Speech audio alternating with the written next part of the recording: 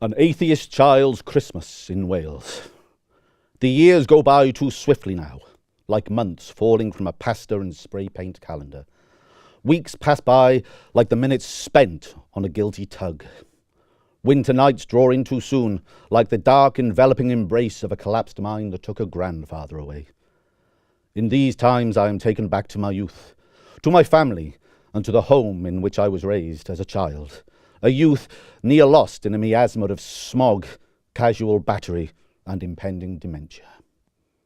In the small valley village where I lived, inebriated comfort cutched into the dragon-red bricks of home, from neighbours on all sides, their deep and drunken inhibitions softening pit-calloused hearts. The familial warmth of woodbine scent in extra coats thrown on the bed would belie the howling winds that would tear through the surrounding terraces, that would rattle the doors of the coal sheds and outdoor toilets like a thief with mnemonic flatulence. I recall the crystal cold of the midwinter night, where the stars would pierce the sodium-free darkness, when the promise of a Christmas morning filled with joy and laughter would mean boxing each child, so that the stars, both real and inflicted, would fade through concussion into unconsciousness and into Christmas Day.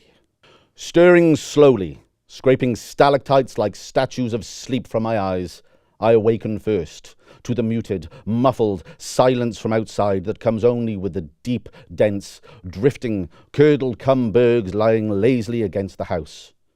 Suddenly alert, sitting sharply, dislodging the dreaming dog, whose stick-chasing and scrap-stealing antics will slumberly remain slumbering, drowsily remain drowsing.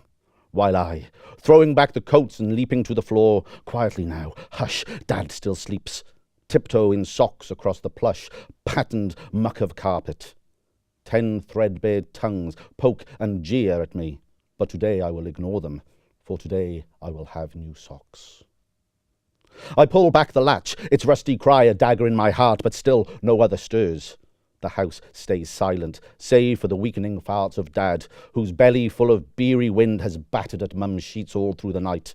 But as morning becomes a more mournful litany, Wagner reduced to the twangs of a Jew's harp. The descent is all that is left, and then the Yuletide treasure trove is mine.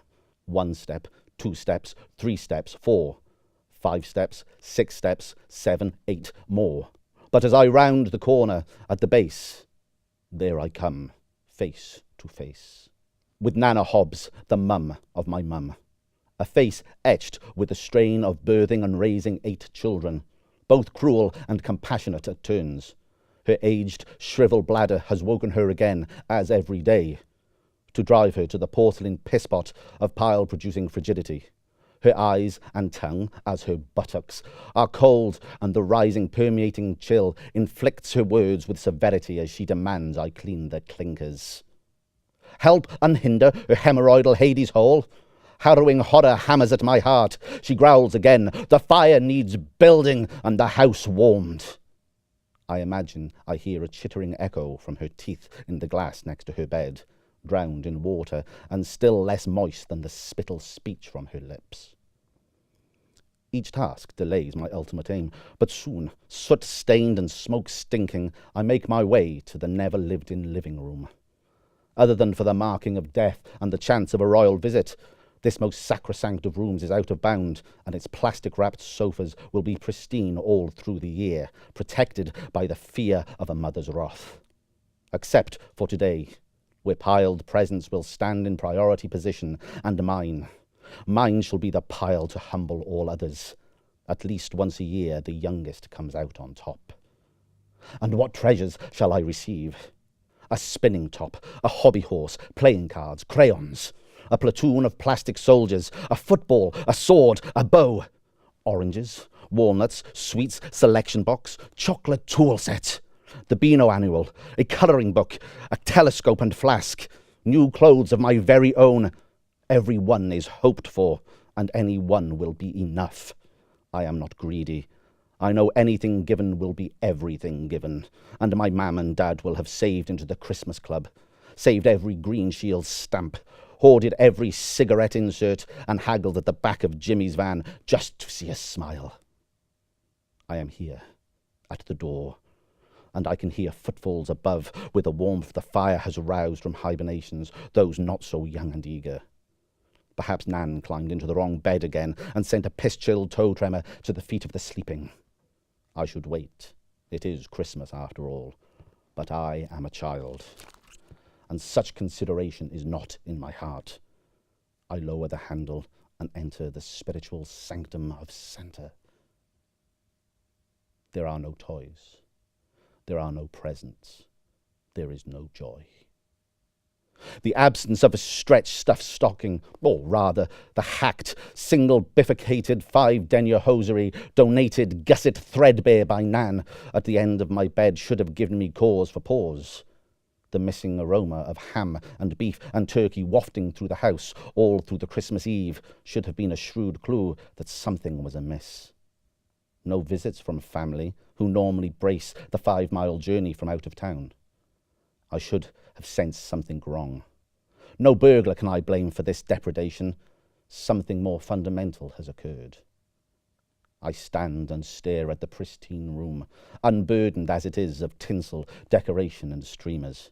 No incandescent fairy lights, no velveteen baubles, no misshapen chocolate foil-wrapped Father Christmas, reindeer and Christmas puddings. Even a tree, bauble bereft and angel absent, would have given me some hope that Christmas is here. But no. I hear footsteps behind me, and turning, eyes rimmed red, as the tears fall, I fall into the arms of my dad and ask what wrong I have committed that deserves such punishment. His voice, smoke-choked, answers slowly and dolefully.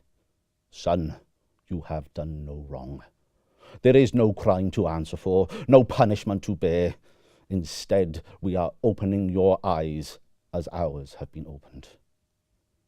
This must be a test, and I struggle to keep the tears from my eyes as my father dolorously denounces the day. There will be no Christmas celebrations this year, nor any other year, for Christmas is nothing but a lie. There is no Christmas, for there is no Christ, and to believe otherwise is folly.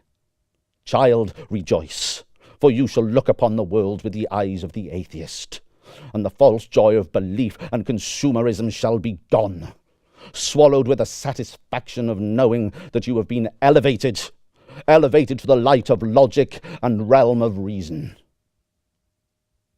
My tears start to fall as he tells me that we shall sup today on hard biscuits and cold water, and be filled with understanding of unbelief.